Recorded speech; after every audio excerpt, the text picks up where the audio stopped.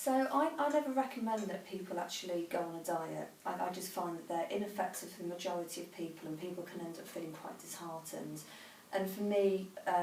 weight loss and good health is not necessarily about what we take away, it's more about what we put in. But something I do recommend that people do is look at the GI scale, the glycemic index scale, and you can go on the internet and just print one of these off.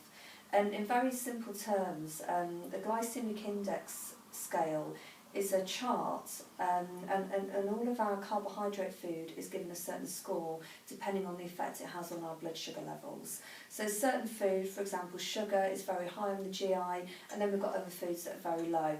And I recommend that people, the majority of the time, try to eat foods that are medium to low GI and try and avoid foods that are high GI as much as possible, because it does have a big effect on our blood sugar levels, and therefore it does have a big effect on our body fat as well. So for weight management and energy levels, I think it's really, really key that people have this awareness.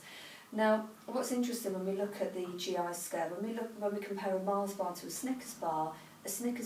much lower on the GI scale, and that's because it's got nuts in it, and nuts are high in protein and high in fibre. So if you were to have a meal that you were aware was high in GI, for example, if I was to have a jacket potato, which is a high GI food, if I added tuna to that jacket potato, it would bring down what we call the glycemic load, and it would bring down that number, so it's lessening the effect that it's having on the blood sugar levels, on my blood sugar levels.